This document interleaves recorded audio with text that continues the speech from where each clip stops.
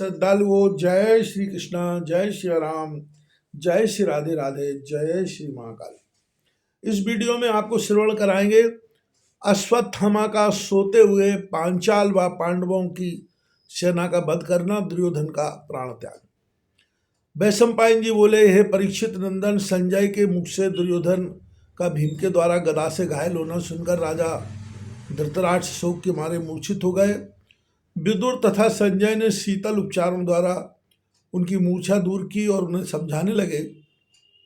इतने में ही वहां महर्षि वेदव्यास पधारे। उन्होंने शोकाकुल राजा धृतराष्ट्र को अनेक ज्ञान कथाएं सुनाकर उनके सुख को दूर किया। तत्पश्चात धृतराष्ट्र ने संजय से आगे का समाचार सुनाने के लिए कहा। तब संजय कहने लगे, हे कुलभूषण महाराज, दुर्योधन को वहीं छोड़कर अश्वत्थामा, कृपाचार्य और कृतवर्मा पांडवों के भय से छिपते हुए पूर्व दिशा की ओर गए और एक सघन वन में विशाल वट वृक्ष के नीचे रथ खड़ा कर दिया। रात्रि को वहीं विश्राम करने का निश्चय करके घोड़ों को खोल दिया और सोने का उपक्रम करने लगे। अधिक थके होने के कारण कृपाचार्य और कृतवर्मा गाढ़ी निद्रा में सो गए, किंतु शत्रु से बदला लेने की चिंता में अश्वत्थामा को नींद नहीं आई। वे पड़े पड़े पांडवों से बदला लेने की युक्ति सोचने लगे। इतने में ही उस वृक्ष पर एक बड़ा उल्लू पक्षी आया और उस पेड़ पर बसेरा लेने वाले कौओं को एक एक करके मारने लगा। वह चुपके चुपके एक डाली से दूसरी डाली पर जाता और किसी का मस्तिष्क, किसी के पंख और किसी के पैर तोड़कर सब कौओं को समाप्त करने लगा। इस कांड को देखकर अश्वत्थामा ने विचार किया, क्यों न इसी युक्ति से पांडवों और पांचालों का वध किया जाए, क्योंकि हम केवल 3 आदमी सशस्त्र और ससैन्य पराक्रमी पांडवों को युद्ध करके किसी भी प्रकार नहीं मार सकते। मरणासन्न दुर्योधन के सम्मुख की हुई प्रतिज्ञा हमें अवश्य पूरी करनी है। अतः सोते हुए पांडवों और पांचालों का नाश करना चाहिए। यह निश्चय कर लेने पर अश्वत्थामा ने कूप और कृतवर्मा को जगाया और अपना निश्चित मत उनके सामने प्रकट किया।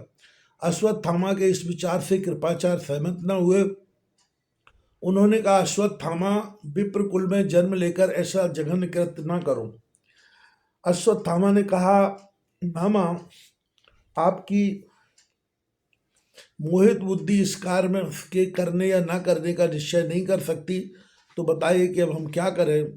कृपाचार्य ने कहा, अश्वत्थामा, दुर्योधन ने स्वयं भी गूढ़ विचार से काम नहीं लिया और न अपने वृद्धजनों के हितकारी उपदेश को सुना, वरन उसने मूर्ख और कुचाली पुरुषों की बात मानकर महात्मा पांडवों से शत्रुता की।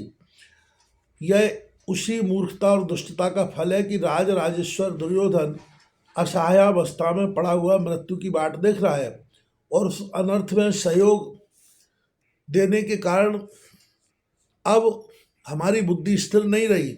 अतः चलो हम लोग इस विषय में धृतराष्ट्र, गांधारी तथा विदुर की सम्मति लें। यह सुनकर अश्वत्थामा क्रोधित होकर बोला, वीर शिरोमणि, प्रत्येक मनुष्य अपनी बुद्धि और अपनी युक्ति से काम करता है। हमारी समझ में अपनी बुद्धि के अनुसार ही काम करने से हमारा शोक दूर होगा। कुछ भी हो, हमें अपने प्रतिघातियों से बदला लिए बिना नहीं मानेंगे। कृपाचार्य ने कहा, अश्वत्थामा, हम तुम्हें तुम्हारे निश्चय से नहीं हटा रहे हैं, किंतु सोते हुए शत्रु को मारना अधर्म है। अभी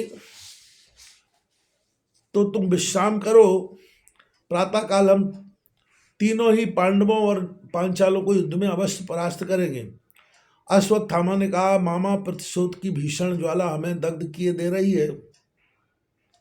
फिर भला हमें नींद किस प्रकार आ सकती है, और फिर श्री कृष्ण और अर्जुन से रक्षित पांडव और पांचालों को हम तो क्या, स्वयं देवराज इंद्र भी परास्त नहीं कर सकते।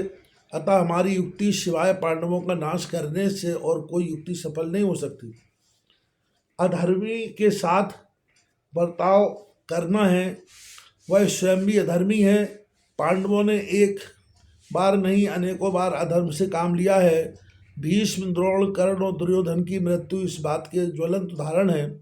चाहे हमारी कैसी भी गति हो, आज हम अपने पिता की हत्या करने वाले का नाश अवश्य करेंगे। इतना कहकर अश्वत्थामा घोड़ों को रथ में जोतकर पांडव शिविर की ओर चल दिया। अंत में कृतवर्मा और कृपाचार्य भी विवश होकर उसके पीछे पीछे चल दिए।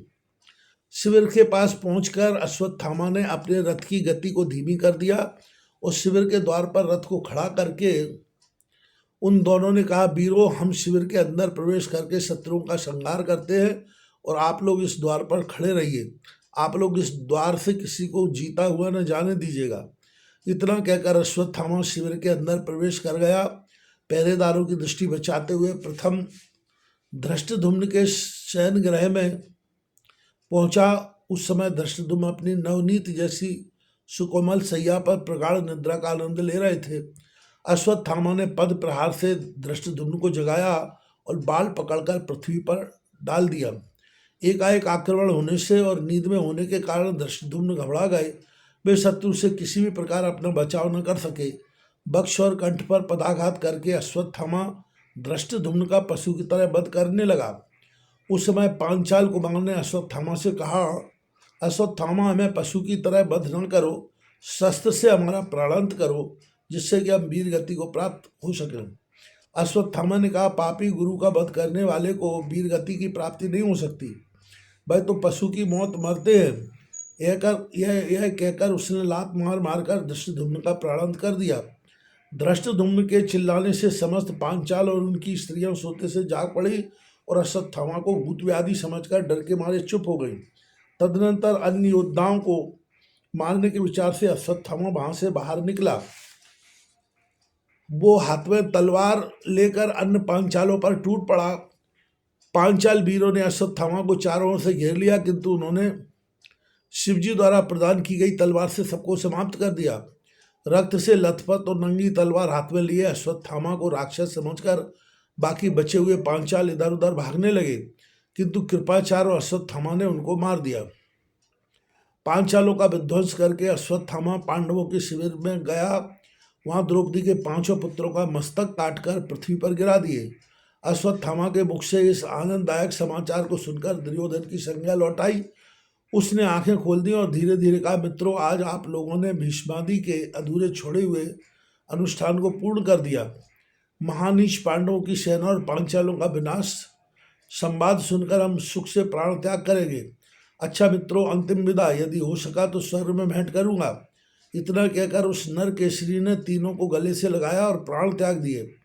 उस समय उन तीनों के शोक का पारावार न रहा। रोते रोते उन्होंने दुर्योधन का आलिंगन किया और नगर की ओर चल दिए। वहां से अश्वत्थामा व्यास आश्रम को चला गया तथा कृतवर्मा ने द्वारका की ओर प्रस्थान किया।